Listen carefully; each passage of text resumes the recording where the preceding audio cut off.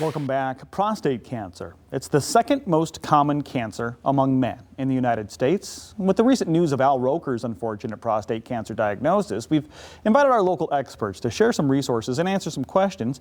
Today we have Dr. Conrad Tobert from Spectrum Health Cancer Center here to discuss risk factors and talk about screening guidelines. Good morning, doctor. Good morning. Thank you for having me. Well, thank you for being here. Can you tell us a little bit about Al Roker's diagnosis specifically?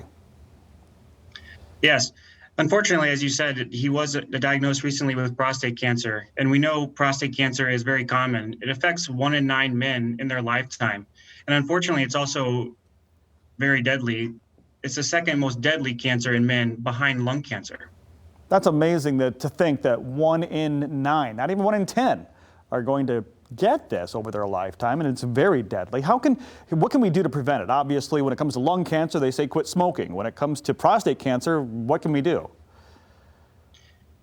That's been studied often. Unfortunately, there isn't a preventative medicine that we can provide, and they've looked at medicines, they've looked at different vitamins, and nothing has been shown to help prevent prostate cancer. One thing we know has been effective has been catching it early, and we do that in the form of screening for prostate cancer. And what does that look like, a screening for prostate cancer? Specifically talk about the PSA blood test. Like, how does that help with early detection? I think a lot of men, when they hear prostate test or a prostate cancer examination, they think of one specific thing that might not be overly comfortable for them. So there is a blood test, though. How does someone request this, and what does that look like? Absolutely. So the blood test is called PSA, or prostate specific antigen. And that is a blood marker that can be drawn after your primary care provider orders it, and it's tested in the lab. And elevation in that blood marker can tick off alarm bells to make people more concerned that they have prostate cancer. A part of screening is also performing that digital exam that you mentioned. In conjunction with the blood test and the digital exam, it allows us to identify men who are more suspicious or at risk for prostate cancer. And that elevation in prostate, or PSA, or prostate specific antigen, will then trigger an evaluation with your urologist. And once we've gone through that examination and we've got the diagnosis back, treatment, surgery, what does that look like?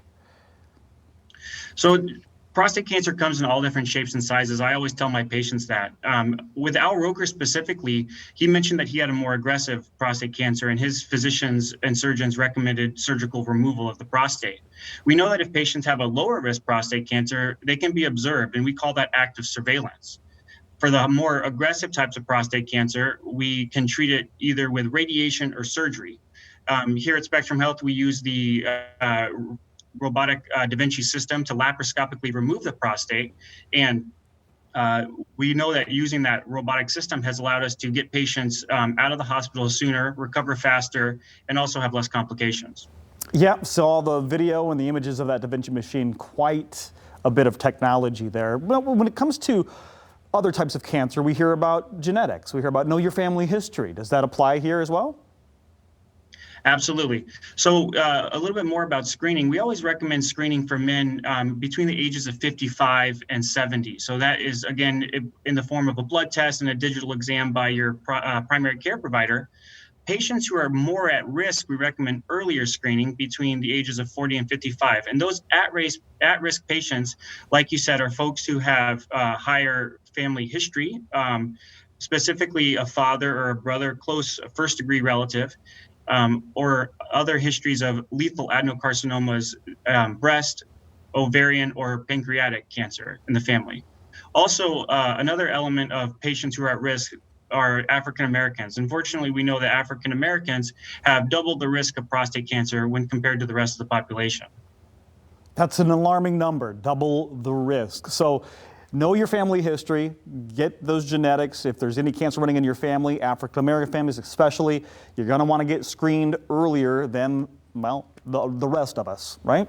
55 and up, unless you have a family history, then 40. Anything else we should know about this cancer, or just basically general cancer screenings to keep up on for folks watching right now? What I always recommend to my patients is for prostate cancer, what we just talked about, but if there's other screening for other cancers, to talk to your primary care provider. Here at Spectrum Health, if you go to the Spectrum Health website, you can search prostate cancer and get more information about what we talked about. But there's also a Find a Doctor tab that allows you to get connected with a primary care provider if you do not have one. Perfect. Thank you so much for just taking the time this morning and sharing that information with us. Spectrum Health Cancer Center is waiting for you. SpectrumHealth.org/cancer. Got any questions? There's the website for you.